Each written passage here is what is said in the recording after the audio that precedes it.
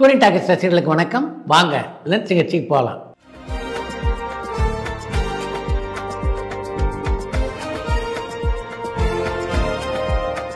என்னம்மா முதல் கேள்வி? தலைவன் தலைவி படத்துல வரும் கருப்புசாமி கோவில் உண்மையான கோவிலா இல்ல செட்டிங்கான தர்மபுரியில இருந்து ராஜா கேட்டிருக்காங்க. தலைவன் தலைவி படத்தில் இடம்பெற்றிருந்த அந்த கோயில் உண்மையான கோயில் தான். பொன்னமராவதிக்கு பக்கத்திலே வளநாடு கிராமத்திலே அந்த கோயில் அமைந்துள்ளது. பல ஆண்டுகள் பழமை வாய்ந்த கோயில் தான் அந்த தூண்டி கருப்பர் கோயில். இங்கிலீஷ் படத்தை காப்பி பண்ணி தமிழ் படத்துல எடுத்த மாதிரி தமிழ் படத்தை காப்பி பண்ணி இங்கிலீஷ்ல எடுத்திருக்காங்களான்னு சென்னையில இருந்து சந்திரகுமார் கேட்டிருக்காங்க. இது வரைக்கும் தமிழ் படங்களை காப்பி எடுத்து ஆங்கில படங்களை யாரும் எடுத்ததாக தெரியல.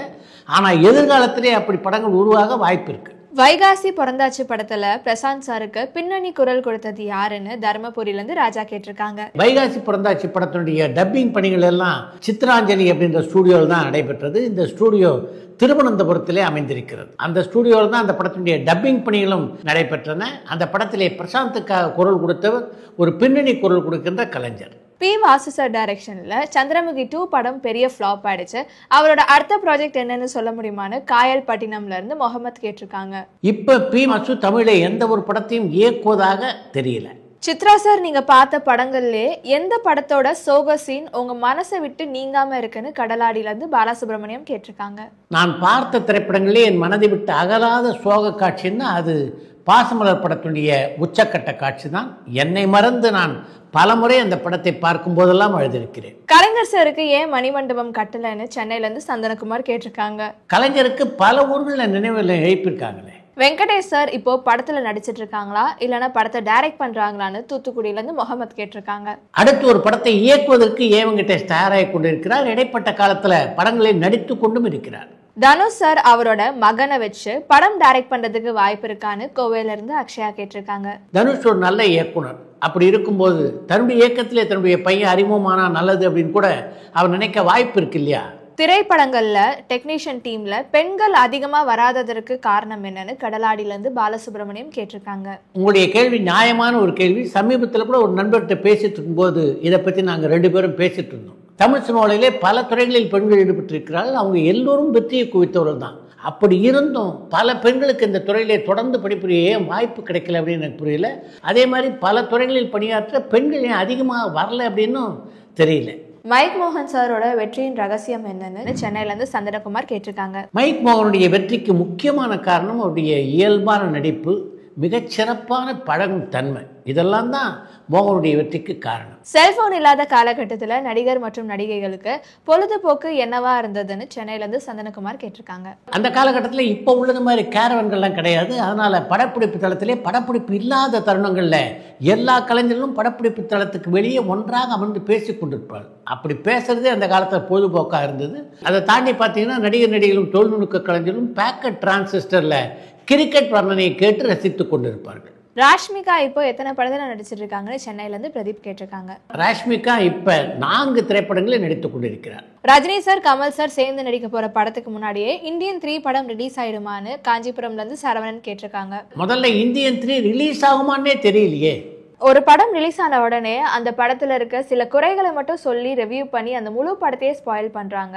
இந்த நிலைமை மாறுறதுக்கு ஏதாவது வாய்ப்பு இருக்கான்னு சாத்தூர்ல இருந்து ரவிக்குமார் கேட்டிருக்காங்க. ஒரு திரைப்படத்தின் விமர்சனம் என்பது நிறைய குறை ஆகிய இரண்டையும் சமமாக சொல்கிற விதத்திலே அமைய வேண்டும். ஆனால் சமீப காலத்தில் பார்த்தீங்கன்னா பல விமர்சனங்கள் படங்களுடைய குறையை தான் பூதாகாரப்படுத்தி காட்டுகின்றன. அப்படி அந்த குறைகளை சொல்வதிலே பலர் ஆனந்தப்படுகிறார்கள். அதன் காரணமாக தான் சமீப காலமாக மோசமான பல விமர்சனங்களை திரைப்படங்கள் சந்திக்க நேர்கிறது. கோவிட் டைம்ல நிறைய படங்கள் ஸ்டாப் பண்ணாங்க.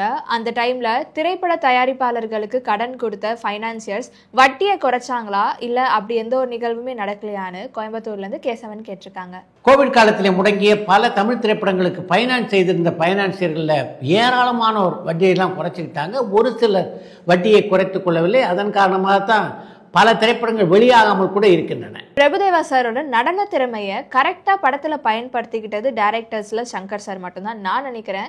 நீங்க என்ன நினைக்கிறீங்கன்னு சாத்தூர்ல இருந்து ரவிக்குமார் கேட்டிருக்காங்க. நடன புயல் பிரபுதேவானுடைய திறமையை பல இயக்குனர் மிகச்சரியாக பயன்படுத்திக் கொண்டிருக்கிறார்கள். அதில் மிக முக்கியமான ஒரு சங்கர் என்பதிலே சந்தேகமில்லை. நிறைய படத்தோட காட்சிகள்ல பின்னாடி சுவரொட்டிகள் ஒட்டியிருப்பாங்களே, அது அந்த படத்துக்காகவே ஒட்டினதா இல்லைன்னா அது யதார்த்தமா நடக்கிறதான்னு தர்மபுரியில இருந்து ராஜா கேட்டிருக்காங்க. ஒரு காட்சி நடைபெறும் போது பின்னணியில் படத்தினுடைய சுவரொட்டி இடம்பெறுவது பெரும்பாலும் தற்செயலாக இருக்கும். ஒரு சில திரைப்படங்களிலே வேண்டுமென்றே அந்த போஸ்டரில் அங்கே இடம்பெற செய்வது உண்டு.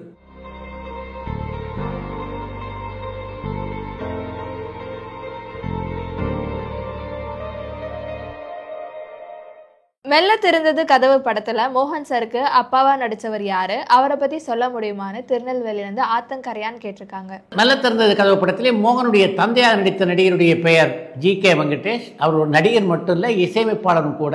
இசைஞானி என்று இன்றைக்கு மொத்த தமிழ் சினிமாவிலும் கொண்டாடி கொண்டிருக்கின்ற இளையராஜாவுடைய குருமார்களில் ஜி.கே. வெங்கடேஷும் ஒருவர். கன்னடத்தில் பல படங்களுக்கு இசையமைத்துள்ள அவர் கன்னட உலகின் சூப்பர் ஸ்டாரான ராஜ்குமாருடைய மிக நெருங்கிய நண்பர். இவருடைய இசையிலே பல பாடல்களை ராஜ்குமார் பாடியிருக்கிறார்.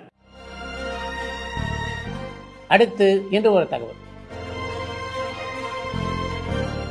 தமிழ் சினிமா உலகின் முதல் இரு சூப்பர் ஸ்டார்களான பி.யு. சின்னப்பா, எம்.கே. தியாகராஜ பாகவதர் ஆகிய இருவரில் பி.யு. சின்னப்பா தொடங்கி எம்.ஜி.ஆர்., சிவாஜி என்று தமிழ் சினிமாவுடைய முக்கியமான கதாநாயகர்கள் எல்லோரும் பணிபுரிந்த ஒரு பட நிறுவனம் தான் மாடர்ன் தியேட்டர்ஸ். அந்த நிறுவனத்துடைய அதிபரான டி.ஆர். சுந்தரத்துக்கு ஒரு மனக்குறை உண்டு. தமிழ் சினிமாவுடைய முதல் சூப்பர் ஸ்டாரான எம்.கே. தியாகராஜ பாகவதர் தன்னுடைய நிறுவனத்திலே நடிக்கவில்லையே என்பதுதான் அது. இத்தனைக்கும் அந்த நிறுவனத்திலே அவர் ஒரு படத்திலே நடிப்பதாக இருந்தார். அந்த படத்தினுடைய பெயர் பில்ஹணன். பில்ஹணன் கதையை படமாக தயாரிப்பது அப்படின்னு முடிவு செய்த மாடர்ன் தியேட்டர்ஸ் அதிபர் டி.ஆர். சுந்தரம் கதாநாயகனாக எம்.கே. தியாகராஜ பாகவதையும் கதாநாயகியாக கே.எல்.வி. வசந்தாவையும் ஒப்பந்தம் செய்தார். படப்பிடிப்பு தொடங்குவதற்கு முன்னாலே மாடர்ன் தியேட்டர் ஸ்டூடியோவை சுற்றி பார்க்க வேண்டும் என்று எம்.கே. தியாகராஜ பாகவதர் விரும்பினார். அவரை அழைத்து கொண்டு அந்த ஸ்டூடியோ முழுவதையும் சுற்றி காண்பித்தார் மாடர்ன் தியேட்டர்ஸ் அதிபரான டி.ஆர். சுந்தரம்.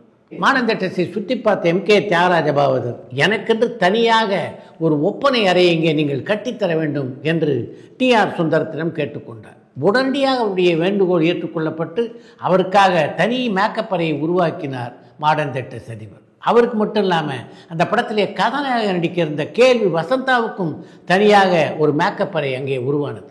இத்தனை விஷயங்களும் நடந்ததுக்கு பின்னாலே பில்ஹணன் படம் வளர முடியலன்னா அதுக்கு முக்கியமான காரணம் அந்த காலகட்டத்திலே லட்சுமிகாந்தன் கொலை வழக்கிலே எம்.கே. தியாகராஜ பாகவதர் கைதானது தான்.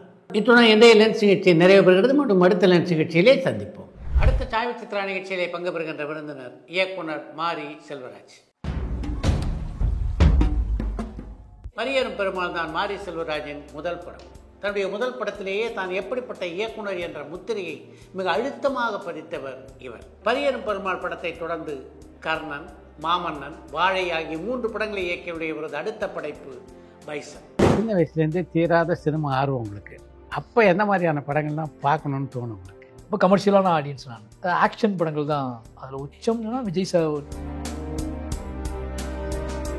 சென்னைக்கு வந்தோடனே யார் யாரெல்லாம் சினிமாவில் சந்திச்சிங்க? நான் ஒருத்தருமே சந்திக்கல சார். முதல்ல வேலை தான் தேடினேன். சர்மா ஸ்டோரில் வேலை பார்த்தேன். நான் லா காலேஜ் படிச்சுட்டு அதை விட்டுட்டு வரேன். நம்ம தப்பு பண்ணிட்டோமா, ரொம்ப அவசரப்பட்டுட்டோமோ எல்லாம் தோணும், அழுக வரும். நல்லா ஞாபகம் இருக்கு. ஒரே ஒருத்தர் சினிமாக்கார தான் நான் பார்த்தேன் ஞாபகம். அவள் பின்னாடியே நான் போனேன். அவன் வந்து பால் பாக்கெட் வாங்கிட்டு போனாரு. அது யாருன்னா நம்ம ராம் சார் தான் உங்களுக்கு வந்து சினிமா துறையை பொறுத்த வரைக்கும் பள்ளிக்கூடம், காலேஜ், சர்வ கலாசாலை எல்லாம் நான் எதிர்பார்க்கவே இல்லை. ஆஃபீஸ் பாயா நான் வந்து வேலை பார்த்துட்டு இருக்கேன். இப்படி வேலை பார்த்துட்டு இருக்கானே அவருக்கு தெரியாது. ஒரு நாள்